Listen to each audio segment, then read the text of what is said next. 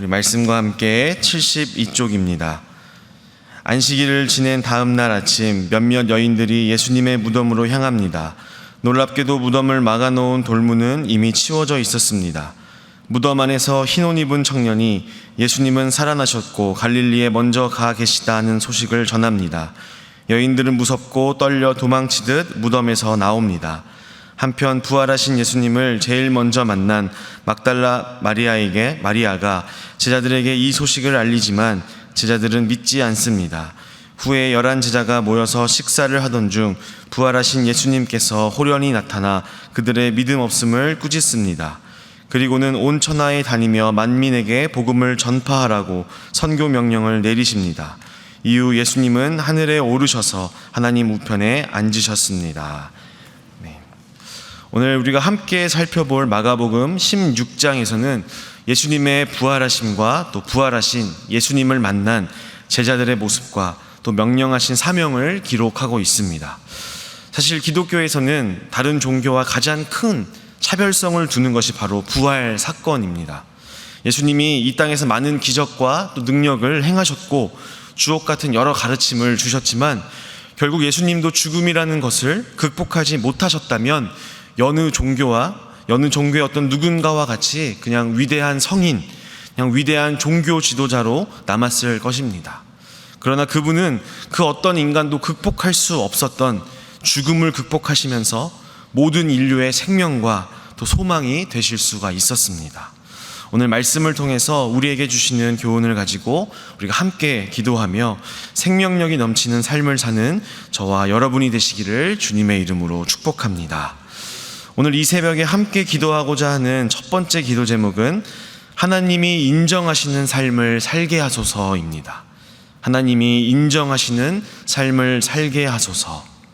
오늘 말씀 16장 5절과 6절의 말씀을 우리 다 같이 함께 읽어보겠습니다. 16장 5절과 6절의 말씀입니다. 시작. 무덤에 들어가서 흰옷을 입은 한 청년이 우편에 앉은 것을 보고 놀라매 청년이 이르되 놀라지 말라. 너희가 십자가에 못 박히신 예수를 찾는구나. 그가 살아나셨고 여기 계시지 아니하니라. 보라, 그를 두었던 곳이니라. 아멘. 말씀에서와 같이 예수님 십자가에서 분명하게 죽으셨지만 다시 분명하게 살아나셨습니다. 예수님의 이 죽음과 부활 사건은 우리에게 굉장히 중요한 메시지를 던져주고 있습니다. 우리가 잘 아는 것처럼 예수님이 죽으셨던 곳은 십자가라고 하는 사형틀이었습니다. 예수님이 사형틀에서 죽으셨다라는 말은 무엇을 의미하냐면 예수님이 뭔가를 잘못했고 뭔가 큰 죄를 지었다는 것을 이야기를 합니다. 예수님 당시에 많은 사람들이 판단하기를, 그리고 세상의 법정에서 판단하기를 뭔가 예수님이 잘못했고 뭔가 큰 죄를 지었다라는 것을 이야기하는 것이죠. 예수님의 삶, 예수님의 행동, 예수님이 하셨던 말, 그의 모든 가르침은 완전히 잘못된 것이라는 그런 판단을 내렸다는 것을 이야기합니다. 그래서 십자가라고 하는 사형틀에서 죽어야 할 만큼 예수님의 모든 삶은 틀렸고 잘못되었다는 판단을 내렸다는 것을 이야기를 합니다. 그러나 오늘 말씀에서와 같이 하나님께서 예수님을 죽음에 가둬두지 않으시고 다시 일으켜 살리셨습니다. 이것이 의미하는 바가 무엇이겠습니까? 세상의 판단으로 죽은 예수를 하나님께서 다시 살리셨다는 뜻은 하나님의 판단은 세상의 판단과 달랐다는 것을 말씀하고 있다는 것이죠. 하나님께서는 부활 사건을 통해서 세상 법정의 판결이 잘못되었으며 천상 법정의 판결은 예수는 틀리지 않았고 모든 것이 옳았으며 그의 삶이 진리였다는 것을 우리에게 분명하게 보여주고 계시하는 사건입니다. 예수가 틀렸으며 잘못되었다고 모함하고 정죄하였던 모든 세력의 불의함과 죄악을 오히려 폭로하고 고발하고 있는 사건이 오늘 말씀의 부활 사건이라는 것입니다. 여러분, 때로는 우리도 신앙생활을 하며 예수님의 삶과 가르침이 진리임을 믿고 열심히 순종하며 따라가다 보면 문득 드는 생각들이 있습니다.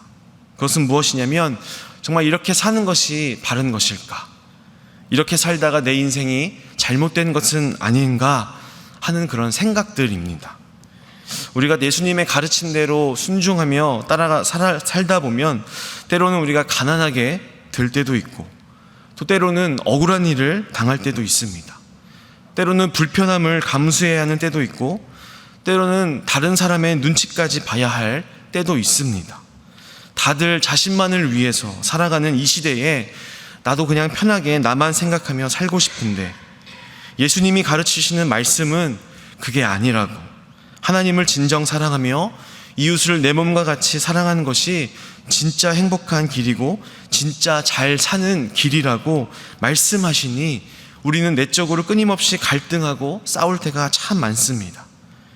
그러나 사랑하는 우리 신일의 모든 성도 여러분, 예수님의 말씀과 예수님께서 살아오셨던 삶이 틀리지 않았다. 그것이 정말 우리가 따라가야 할 길이며 진리라는 것을 하나님께서 예수님의 부활을 통해 입증하셨고 증명하셨다는 사실을 믿으시기를 주님의 이름으로 축복합니다. 세상은 끊임없이 우리를 미혹할 것입니다. 예수님 따라 사는 삶이 요즘 사회와 맞지 않는 것이라고, 현실적이지 못한 것이라고, 성공은 거기에 없으며 보다 확실한 행복을 줄 수 있는 방법과 길은 따로 있다라고 우리에게 말씀하실 겁니다. 실제로 우리 눈에도 그렇게 보일지도 모르고, 때론 세상에서 말하는 성공을 우리 또한 부러워할지도 모르겠습니다. 세상은 주님의 말씀을 따르는 우리를 향해 너희는 틀렸다, 그렇게 판단할지도 모릅니다. 하지만 사랑하는 성도 여러분, 결국 묵묵히 예수님의 길을 선택하고 느리지만 주님의 말씀을 따라서 살아보려고 몸부림치는 성도들을 하나님께서 기억하시고 말씀하실 것입니다. 너희가 틀리지 않았다라고, 너희가 옳았다라고 이렇게 하나님께서 인정해 주시며 우리 각자에게 주신 그 십자가를 지고 그 십자가를 진 뒤에 진정한 승리를 주실 것을 믿으시기를 주님의 이름으로 축복합니다. 이 말씀 붙잡고 오늘 하루도 주님의 인정을 기대하고 또 승리 주실 것을 사모하며 묵묵히 각자의 십자가를 지고 진리를 쫓아 사시는 저와 여러분이 되시기를 주님의 이름으로 축복합니다.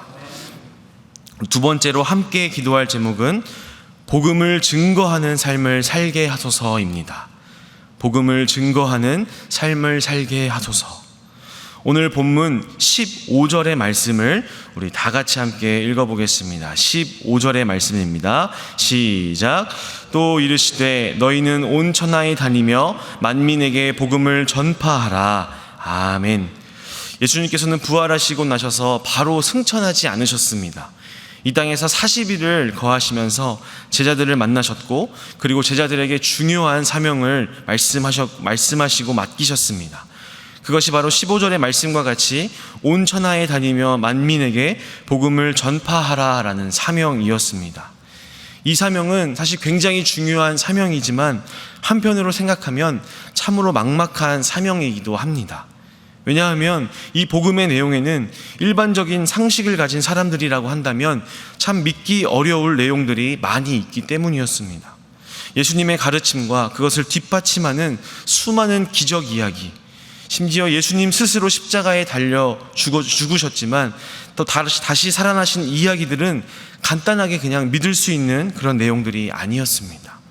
오늘 말씀에서도 드러나지만 예수님과 3년 동안 같이 먹고 자고, 심지어 예수님 입에서 스스로 부활을 예고하셨음에도 불구하고 그 말씀을 가까이 들었던 제자들조차도 예수님이 부활하셨다라는 그 얘기를 믿지 않았다라고 성경이 기록하고 있는데, 어떻게 그 제자들의 간증으로만 복음을 전할 수 있겠느냐는 말입니다. 그러나 이러한 것들을 이미 우리 주님께서 잘 아셨기에 주님께서는 17절과 18절에 믿는 자들에게는 따르는 이런 표적이 있을 것이다 라고 약속하십니다. 우리 17절과 18절의 말씀을 다 같이 함께 읽어보겠습니다. 시작. 믿는 자들에게는 이런 표적이 따르리니 곧 그들이 내 이름으로 귀신을 쫓아내며 새 방언을 말하며 뱀을 집어 올리며 무슨 독을 마실지라도 해를 받지 아니하며 병든 사람에게 손을 얹은즉 나으니라 하시더라. 아멘. 참으로 놀라운 그런 약속의 말씀입니다. 믿는 자들에게 이런 놀라운 표적들이 따를 것이다 라고 말씀하십니다. 여러분, 하지만 다시 한번 생각해 보면, 우리의 현실을 다시 냉철하게 살펴보면 믿는 자들에게 이런 표적들이 따르기도 하지만 따르지 않는 경우가 더 많은 것을 우리가 보게 됩니다. 우리가 이 말씀대로 믿는 모든 자들에게 저런 표적이 반드시 일어나야 한다면 아픈 자가 없어야 할 것이고 모든 병원도 문을 닫아야 할 것입니다. 그렇다면 어떻게 되는 것일까요? 표적이 따르지 않는 자들은 잘못 믿었거나 믿지 않는 자들이라는 이야기일까요?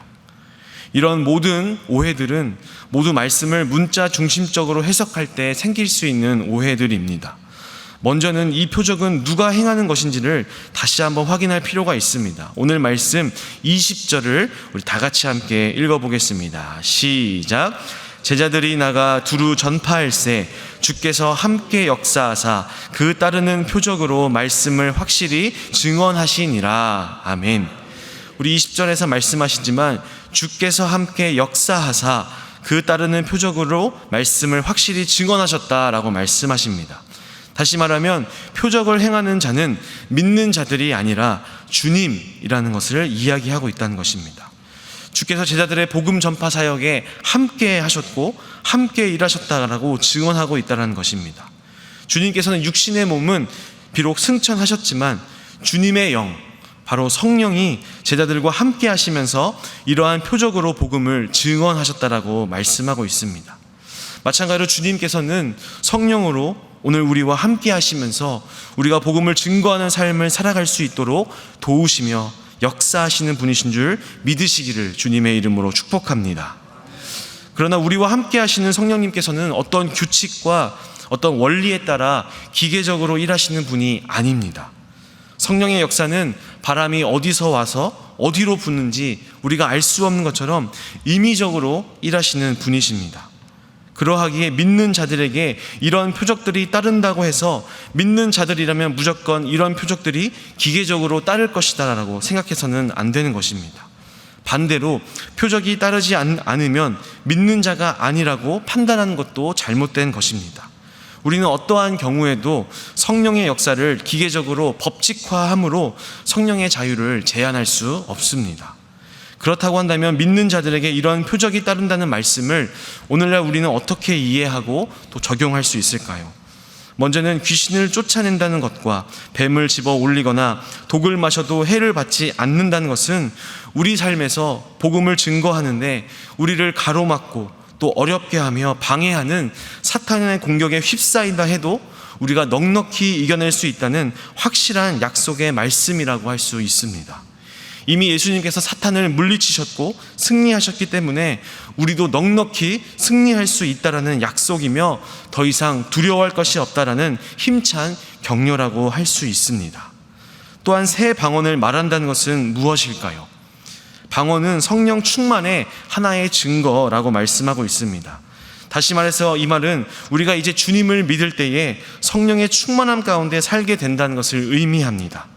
성령 충만함 가운데 살게 되면 나 자신만을 위해서 살았던 인생들이 이제는 주님의 말씀을 따라 이웃을 위해서 기도하고 또 이웃을 위해 내 것을 나누고 이웃을 위해서 나를 희생하는 가장 놀랍고도 어려운 그 기적을 경험하며 산다라는 말씀입니다. 이러한 맥락에서 병든 사람에게 손을 얹어 낫게 한다라는 이 말씀도 우리 주변에 고통받는 자들을 위해 기도하고 섬기는 삶으로 우리로 하여금 나아가게 하시고 그런 우리들을 통해서 육신과 영혼이 낙회됨을 보고 많은 이들이 주님 앞에 나아오게 하시며 복음을 증거하는 놀라운 일들을 경험케 하신다라는 말씀이라는 것입니다. 이렇게 믿는 자들을 성령으로 충만케 하셔서 바로 내 주변의 이웃들을 위한 사랑과 섬김과 희생의 삶이라는 놀라운 표적으로 복음을 증거하게 하신다는 것을 믿고 오늘도 우리의 삶으로 주께서 당부하신 복음을 증거하며 증인의 사명을 잘 감당하시는 저와 여러분이 되시기를 주님의 이름으로 축복합니다. 오늘 우리 말씀을 기억하시면서 우리 두 가지 기도 제목으로 함께 기도하겠습니다. 첫 번째로 주의 말씀이 진리임을 믿고 하나님이 인정하시는 믿음의 삶을 살게 하소서. 두 번째로 성령의 충만함으로 이웃을 향해 섬기는 이 섬김의 삶을 통해 복음을 증거하는 삶을 살게 하소서라는 제목으로 우리 다 같이 함께 기도하시겠습니다. 주여 믿습니다. 주여 믿습니다. 주여 믿습니다.